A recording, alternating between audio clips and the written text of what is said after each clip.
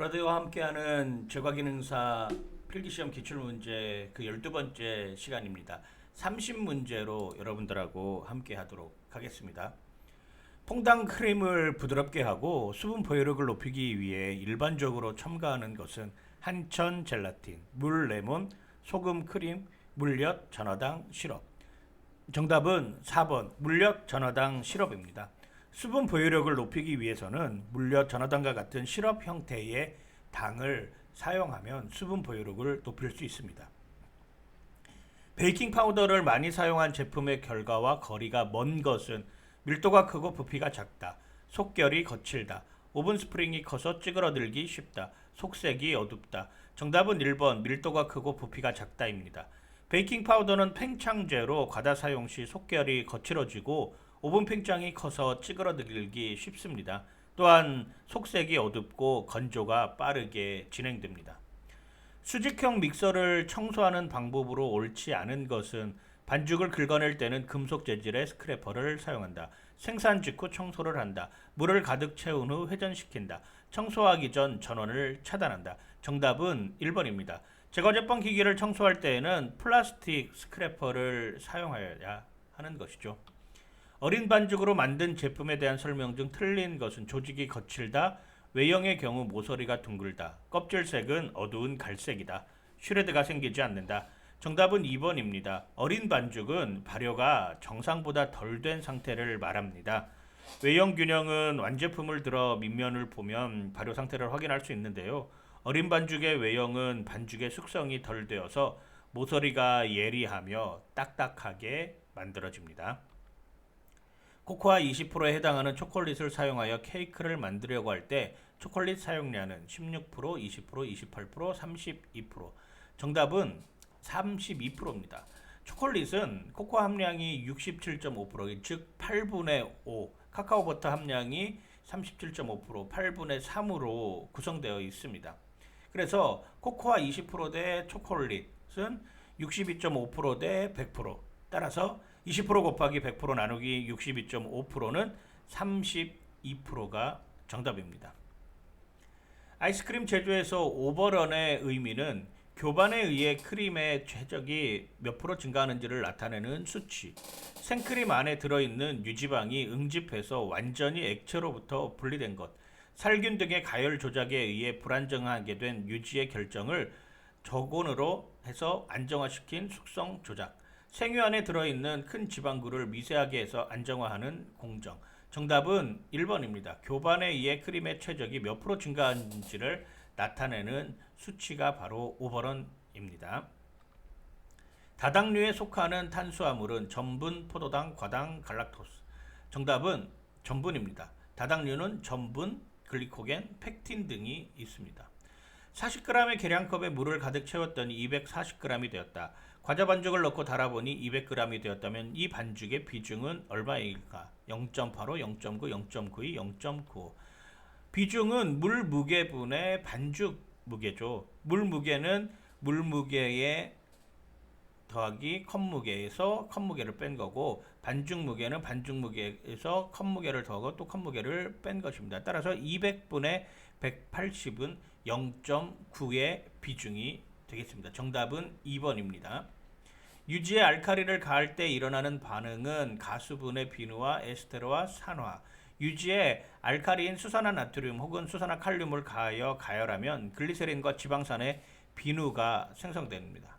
밀가루와 물을 섞은 반죽을 체에 걸러 물로 계속해서 씻어주면 남게 되는 단백질은 글리시닌, 글루텐, 글루테닌, 글리아딘. 정답은 글루텐입니다. 글루텐은 밀가루에 천연적으로 들어있는 단백질입니다. 물을 넣고 밀가루를 반죽하면 글리아딘과 글루테닌이 물과 결합하여 글루텐을 형성하죠. 젤리롤 케이크 반죽 굽기에 대한 설명으로 틀린 것은 두껍게 편 반죽은 낮은 온도에서 굽는다. 양이 적은 반죽은 높은 온도에서 굽는다. 열이 식으면 압력을 가해 수평을 맞춘다. 구운 후 철판에서 꺼내지 않고 냉각시킨다. 정답은 4번입니다. 구운 후 철판에서 꺼내지 않고 냉각을 시키면 젤리롤 케이크가 지나치게 수축을 하게 됩니다. 글루테닌과 글리아딘이 혼합된 단백질은 알부민, 글루텐, 글로불린, 프로테오스. 정답은 글루텐입니다. 글루텐은 글루테닌과 렉틴을 물과 함께 반죽하여서 생기는 물질이죠. 과일의 조리에서 열에 의해 가장 영향을 많이 받는 수용성 비타민으로 부족하면 괴혈병을 일으키는 영양소는 비타민 C, 비타민 A, 비타민 B1, 비타민 E. 정답은 비타민 C입니다. 비타민 C는 열이나 빛, 물과 산소 등에 쉽게 파괴되고요. 그리고 부족하면 괴혈병이 발생합니다. 케이크 반죽의 혼합 완료 정도는 무엇으로 알 수 있는가? 반죽의 온도, 반죽의 점도, 반죽의 비중, 반죽의 색상. 정답은 반죽의 비중입니다. 케이크 반죽의 혼합 원료 정도는 반죽에 흡입되어 있는 공기의 함유량을 확인하는 반죽의 비중으로 측정할 수가 있습니다. 나머지는 다 주관적인 요소죠. 이당류에 해당하는 것은 유당, 갈라토스, 과당, 포도당. 정답은 유당입니다. 이당류에는 자당, 메가당, 유당 등이 있습니다. 공장 설비 시 배수관의 최소 내경으로 알맞은 것은 25cm, 20cm, 15cm, 10cm. 정답은 10cm. 공장 설비 시 바닥은 미끄러지지 않고 배수가 잘 되어야 하므로 공장 배수관의 최소 내경은 10cm가 좋습니다. 하루 필요 열량이 2700칼로리일 때 이 중 14%에 해당하는 열량을 지방에서 얻으려 합니다. 이때 필요한 지방의 양은 36g, 42g, 94g, 81g. 정답은 42g입니다. 2700칼로리의 14%는 378칼로리입니다. 지방은 1g당 9kcal를 내므로 378칼로리를 내기 위해서는 지방 42g이 필요합니다. 스펀지 케이크에 사용되는 필수 재료가 아닌 것은 달걀, 박력분, 설탕, 베이킹 파우더. 정답은 베이킹 파우더입니다. 스펀지 케이크의 필수 재료는 박력분, 달걀, 설탕, 소금입니다. 화학적 팽창제인 베이킹 파우더는 반죽형 반죽에서 사용을 많이 하는 것이죠. 알카리성 식품에 속하는 것은 곡류, 어패류, 육류, 채소류.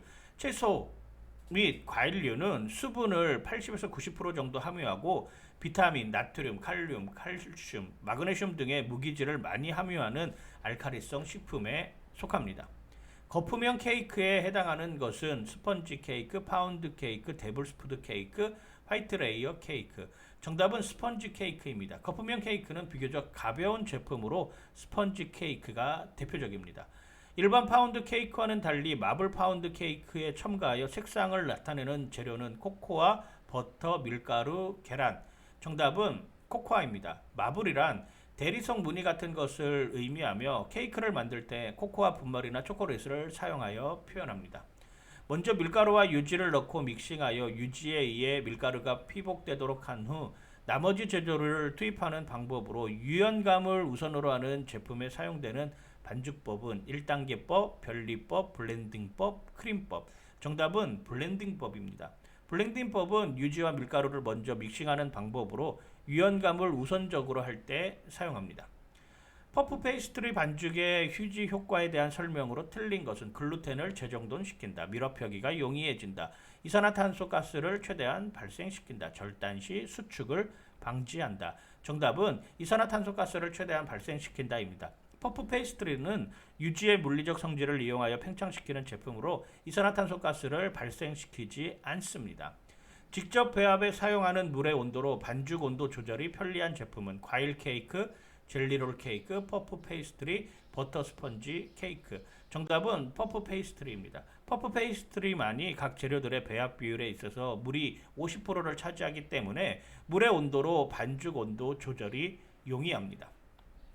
파운드 케이크 제조 시 윗면이 터지는 경우가 아닌 것은 설탕 입자가 남아있을 때, 반죽 내의 수분이 충분하지 않을 때, 굽기 중 껍질이 천천히 형성될 때, 팬에 넣은 반죽을 장시간 방치할 때. 정답은 굽기 중 껍질이 천천히 형성될 때입니다.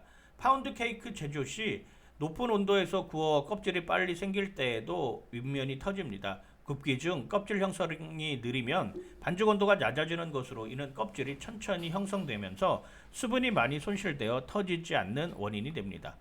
튀긴 기름의 품질을 저하시키는 요인으로만 나열된 것은 수분, 반복가열, 질소, 공기, 금속, 토코페롤, 공기탄소, 세사몰, 수분, 공기, 철. 정답은 수분, 공기, 철입니다. 튀긴 기름을 산화시키는 요인에는 수분, 공기, 철, 동, 자외선, 이물질, 고온 등이 있습니다. 질소, 토코페롤, 세사몰 등은 지방의 산화를 억제하는 기능이 있습니다. 도넛의 흡유량이 높았을 때 그 원인은 고율 배합 제품이다. 튀김 시간이 짧다. 튀김 온도가 높았다.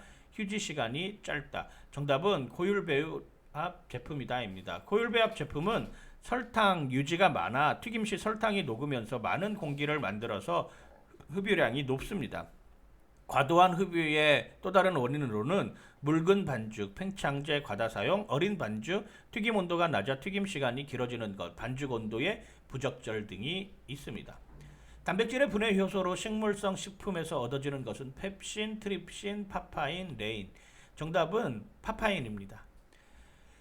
펩신은 위에서 분비되는 소화효소이고 트립신은 이자액에서 분비되는 소화효소, 그리고 레닌은 우유에 들어있는 카세인, 응고효소입니다.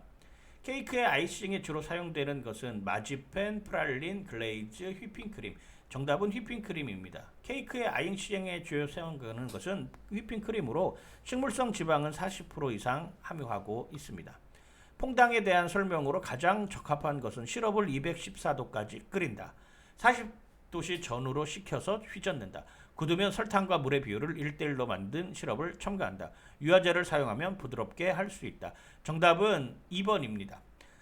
시럽은 114도에서 118도로 끓이고요. 굳으면 일반 시럽을 2대1의 비율로 넣습니다. 그리고 물엿이나 전어당 시럽을 사용해야지만이 부드럽게 만들 수 있습니다. 여러분 모두 합격하세요. 화이팅! 구독과 좋아요는 여러분들의 합격의 지름길입니다.